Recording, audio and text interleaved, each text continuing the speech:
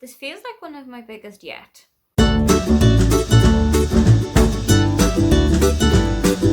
Hi, welcome, come on in. My name is Aoife, and today I am going to be saying goodbye to some books that I really need to get off my shelves. Either these are books that I've already read, loved, but I think somebody else is going to really enjoy them, or I haven't read them and I don't think I ever will. There are a couple of in-betweeny ones, but let's get started because there is quite a big pile to get through. First one up is Milkman by Anna Burns. I read this in March as part of the Irish Readathon. They wanted you to read a book that's set in Northern Ireland.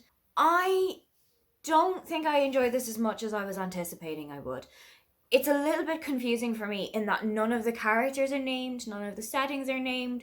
So it did feel a little bit alien in that sense that I didn't know who we were talking about quite a lot of the time. There are some descriptions like youngest brother or youngest uncle or maybe boyfriend, but there were a couple of instances throughout the book that I actually thought two characters were the same person, or had to go back and think about why we were talking about this person and not this person. So I think it's just a case of the wrong person reading the right book, and hopefully the right person for this book is out there. Next up is Girlhood by Kat Clark, and I did eventually get to this one, having had it on my TBR for about 4 years. I read it last September and I really enjoyed it, but YA is a genre that I'm kind of coming away from at the moment. Some of the things that they're going through, the situations that they're finding themselves in, school worries, school woes, it's not something that's relevant to my life anymore. So while I do enjoy the story for what it is, I don't think it's one that I'm going to go back and reread. But somebody out there is going to really enjoy this one, and I would hate to keep it from them. Similar story with All the Bad Apples by Moira Fowley Doyle. Again, this is a YA, sapphic, witchy book that I really enjoyed, but it's not one that I'm going to go back to anytime soon. It has got some really great storytelling in it, so I know that somebody out there is going to really enjoy it. The story is just as beautiful as the cover is, but I'm just not going to pick it up again. One that I didn't pick up, but I don't think I am going to ever pick up, is If Only by Melanie Murphy. This one has been on my shelf for a couple of years, and I keep kind of hemming and hawing over whether to read it or not. So I think it's time to just bite the bullet and say I'm not going to read this one. There's a couple of people I know who have read this, whose tastes are somewhat similar to mine, whose reviews on books I really respect, and they didn't love this. They didn't gel with it very well.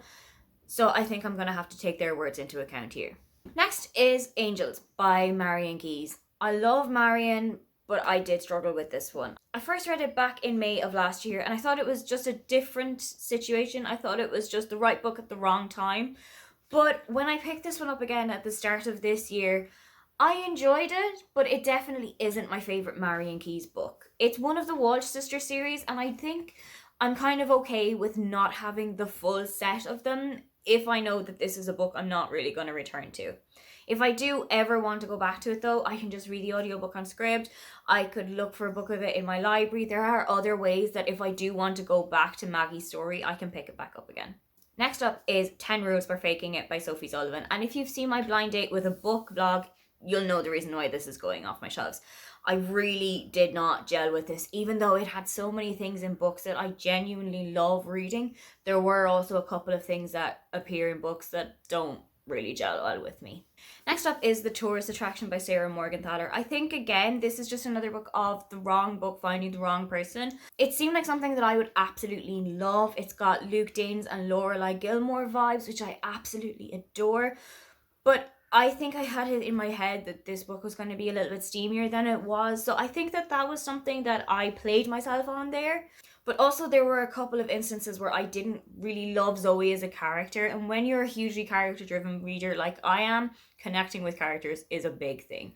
I am probably going to go on to the second and third book of the series, but I do think if I ever want to revisit this one, I'm just going to listen to the audiobook.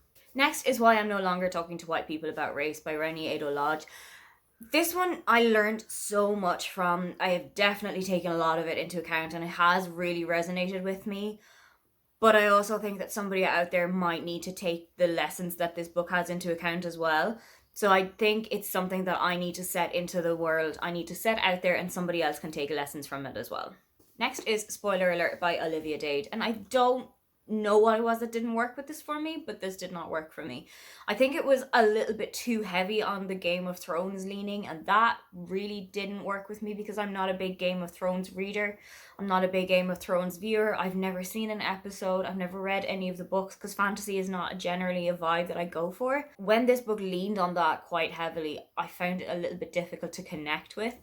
But there were also a couple of instances where some of the things that the characters didn't gel with me super well, and I didn't love all of the decisions that they were making.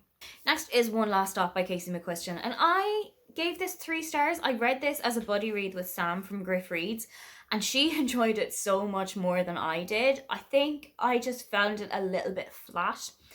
And I think that this is a kind of, maybe I need to say goodbye to Casey McQuiston because I haven't enjoyed the 2 books of hers that I've read so far. I actually DNF'd Red, White and Royal Blue. So I think that this is just a case that the author doesn't work for me. Next is Wild Like Me by Louise Pentland. And I gave this a couple of pages, maybe 30 or 40. And something just didn't click for me. And this is on my 15 before 30, so I think we can take it into account that I am not going to be successful with that list. However, I really did give this a go, but I think somebody out there might be a bigger Louise Pentland fan than I am and might really want to pick this one up. Last but not least is Baby It's Cold Outside by Emily Bell. I really enjoyed this because it is set in Dublin, it's set around Christmas time, and I was actually going back home for Christmas as I was reading this. So it was a really nice kind of connection in that way. But I am not going to pick this one up again. I don't think it's one that I'm going to revisit, and I do know that a couple of friends of mine are going to really enjoy it. That massive pile of books are all leaving my house soon. I'm going to put them into free libraries that are around here, or I'm going to sell them on, or I'm going to give them on to friends of mine. Are there any of those books that you also didn't gel super well with, or that you would have also loved to have read? Don't forget to like and subscribe because I have new videos up every week. Now, get on out of here.